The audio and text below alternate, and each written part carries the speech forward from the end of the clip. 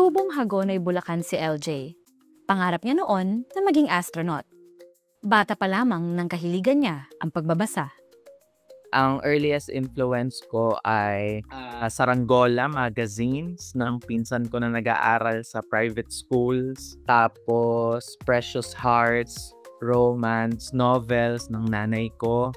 I remember may time na more than 2 pocketbooks yung nababasa ko everyday. Ito ay high school, I think. Nandyan din yung Liwayway magazine na yung lolo ko naman yung subscriber. So, favorite ko doon comics segment at saka mga short stories. So, yun, natatandaan ko din, mahilig akong magbasa ng mga textbook para sa Filipino subject. So, pinabasa ko lang yung mga tula, binabasa ko yung mga creative pieces na nandun sa textbook. At sa murang edad rin, magsisimula ang pagsulat ni LJ ng mga kwento. Pagdating sa pagsusulat, I think influensya to ng TV. So, yung generation natin, I think lumaki sa Hiraya Manawari, sa Once Upon a Time. Ito, yung mga pambatang educational programs sa TV, parang yun yung kumiliti sa imagination ko na, parang gusto ko ring gumawa ng mga ganong stories. Of course, cartoons at saka anime. So, dahil sa mga napapanood ko, ayun, naggumagana yung imagination ko.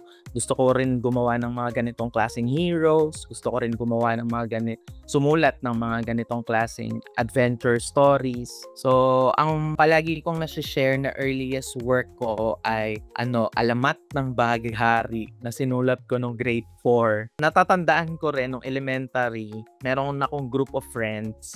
Nagsasama-sama kami after school. Tapos, magsusulat lang kami ng mga alamat, ganyan. May mga gugupitin kaming pictures. Tapos, kunyari, picture ng papaya, ganyan. Didikit namin siya sa bond paper. Tapos, susulatan namin siya ng kwento. At gaya ng mga napapanood noon ni LJ sa TV, ang mga bida sa kwento hindi agad at laging nananalo. Nung elementary, pinanlaban lang ako sa news writing kung hindi ako nagkakamali. Tapos di naman ako nanalo. Ayan. Tapos nung high school, so kahit na academic achiever ako, never ako napasama sa official school publication. May mga bibisita sa amin ng mga experts sa journalism, tapos pasusulatin nila kami. Tapos yun, hindi nila napipili yung mga na isusulat ko. So, feature man yan or news, ganyan. Lalo na editorial. So, yun, never akong naging part ng editorial board ng school publication. Siguro nakapag-contribute lang ako ng creative piece. Ayan. 4th year yata ako. Parang may tula yata ako na ipinasa dyaryo. Nagsimula sa pagsusulat ng mga alamat, di lalaon isasantabi ni LJ ang pangarap na maging astronaut. Dahil lalakbayin niya ang kalawakan ng pagsusulat ng mga dula, tula, mga kwentong pang-telebisyon at pambata. Nung college, dun na-in love sa theater.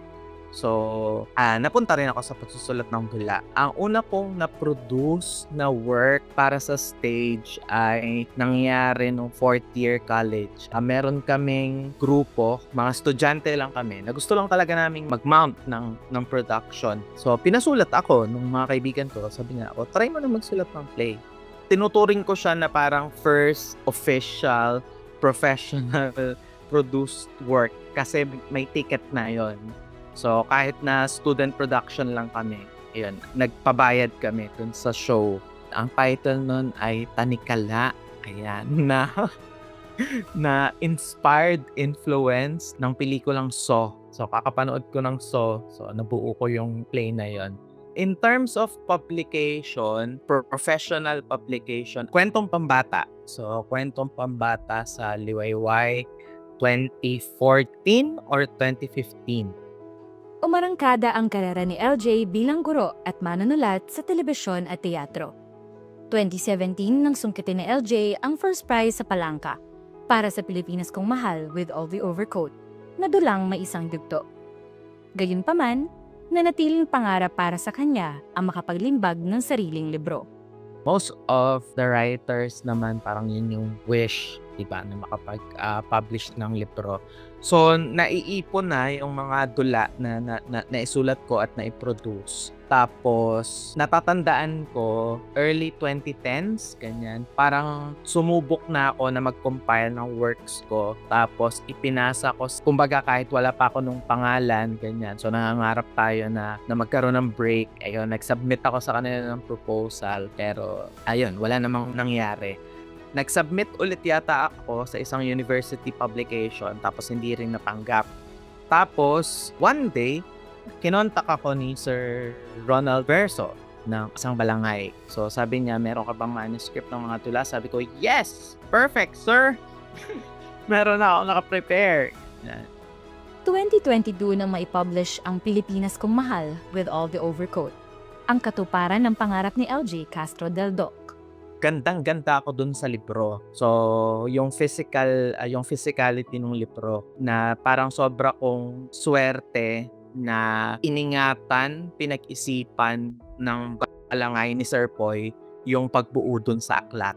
So, ang husay din kasi nung design, yung cover design ni Kulay Labitigan. Aside din dun sa ang saya na may libro na ako, parang mas matimbang yung realization ko na hindi pala nagtatapos yung pagiging author sa magkakaroon ng libro. Yun yung hindi ko alam, di ba? Na parang siguro marami rin sa mga batang nakikinig ngayon na nangangarap magkaroon ng libro. Hindi pala siya ganun lang. Parang pag na-publish na, okay na. Tapos na yung trabaho natin. So dun ko naintindihan yung economics ng paglilibro, ano pa yung mga inaasahan sa akin bilang author, di ba? Sa pagsuporta sa libro ko, sa libro ng iba, tapos yung pakipag-deal sa, kumbaga sa panibagong circle ng mga authors naman. Binalikan ni LJ ang kanyang hilig noon sa pagsusulat ng mga kwentong pambata. Ang ilan sa mga ito ay napabilang sa mga anthology. At nitong taon, nailimbag ang Nakikisilong, ang kanyang pinakaunang children's storybook. Interesting itong Nakikisilong kasi nagsimula nga siya sa poetry. Diba? So, ang prompt ni Dr. Marge sa amin nun ay magsulat kami ng isang tula tungkol sa isang puno na merong kaming ugnayan. Diba? So, isip ako parang nag-alaga na ba ako ng puno? Ganyan. Tapos yun, naalala ko nga na, nung bata ako, meron kaming bahay-bahayan sa Palapat, ganyan.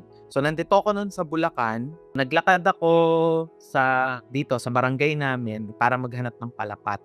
Na-fascinate lang din ako na, may mga ibon pa pala dito sa amin, ganyan. Tapos, dun ko na naalala na may maraming higad sa Palapat. May mga snails sa ilalim ng Palapat. Yun pa, ang sabi pala ni Doc Marge, i-observe nyo. So, dun na-trigger yung konsepto nung tula muna na Nakikisilong. Ginawaran ng Best Storybook ng The Severino Reyes Medal ang aklat ni LJ na Nakikisilong. So, ang Nakikisilong ay kwento ni Betong na iginawa ng kanyang tatay na makeshift na bahay sa puno ng Palapat. Tapos, nagagalit siya kasi may mga ibang creatures na nakikita ra doon sa bahay niya. So, eventually, natutunan niya na hindi siya dapat merong negative feelings. So, doon sa ibang creatures na nandun. Sa pagsusulat ni LJ, ano nga ba ang kanyang mga nakasanayang ritual at proseso? Hanggang ngayon, nagsusulat ako ng pakamay. Lahat ng drafts ko ay handwritten. So basically, longhand lahat ng drafts ko. So ang dami kong notebooks. Hindi ko alam kung pang ilang notebook ko na to sa buhay kong ito. So handwritten talaga. Lahat. Stage play, short stories, outline for a film. So kahit ano pa yan. Basta something creative, sulat kamay muna.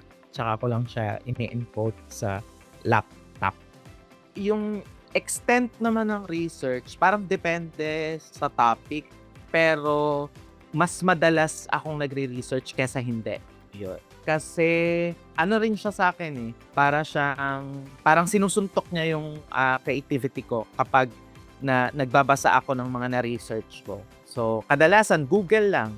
Kunyari, magsusulat ako ng isang dula tungkol sa fake news, halimbawa, Pilipinas Kong Mahal. So, nagbasa lang ako ng mga articles, ano ba ang fake news. Doon ako, sa mga research na yon, nakakaisip ako ng mga detalye na pwede kong magamit sa kwento. Ayun. Yeah. So, hindi lang siya for accuracy, hindi lang siya authenticity ng kwento. Natutulungan niya ako sa creative decisions ng mga research. Ano pa nga bang mga likha ang dapat abangan kay LJ? Una, may lalabas ako na pangalawang libro ng mga dula from UP Press. Yes, from UP Press. Ito yung koleksyon ng mga dulamhati. So, mga dula na nakabatay sa trauma narratives. May nakapila din na libro ng mga sanaysay, personal na sanaysay. Yung production, stage plays, meron din. So, yung para kay B, magkakaroon ng rerun na isang ayun, parang ano din, isa yun sa earliest work ko to reach readers. 'Di ba kasi ang saya nung para kay B. So, ginawa namin siyang dula para i-reintroduce siya sa mga manonood ng theater, hoping na pupunta sila naman sa libro. Inaani na ni LJ ang Pot of Gold sa dulo ng kwento ng bahaghari na isinulat niya noon. At ang mga gintong aral na ito ang nais niyang ibahagi sa iba. Una, wag na wag tayong madi-discourage sa multiple rejections. Kasi mahirap siya eh. Parang it is easier said than done. Pero kailangan siyang matutunan. Kasi ang daming writers sa mundo. So mas madalas na hindi ka mapipili. Yun. Pero hindi yun dahil hindi maganda yung ginawa mo or hindi palaging dahil sa hindi ka mahusay. Kasi may kanya-kanya pa rin namang politika, aesthetics, yung mga avenue natin sa pagsusulat. Mag-ipon ka ng rejection letters, ayan. At i-celebrate mo yon. Kasi ibig sabihin, nagsusulat ka. Diba? Kasi may nasasubmit ka eh. So, kaya ka na-reject kasi may nasasubmit ka. Kaya ka may nasasubmit kasi nagsusulat ka. At habang nagsusulat ka, mas nahahasa ka, mas humuhusay. So, ganun din naman yung ginawa ko before na submit lang ako ng submit. Wala akong pakialam kung anong genre, kung ano man yung institution. And pangalawa siguro, always have the courage to write badly. Kasi kapag alam mo na kung ano yung pangit, unti mo nang matututunan kung ano yung maganda. At lahat tayo dadaan doon sa mga pangit na work. So kahit naman ngayon, may mga pangit pa rin tayong naisusulat. Pero napapaganda siya kasi naiproduce mo na, meron ka ng draft. Gawin mo lang siya ng gawin hanggat masaya ka na ginagawa siya. And eventually, you'll find your readers. Ito ang alamat o kwento ng pinagmulan ng pagsusulat ni LJ Del Doc, na patuloy pa nating mababasa sa mga libro at mapapanood sa telebisyon, pelikula at teatro. Para sa Read Pinoy, ako si Marian Abio.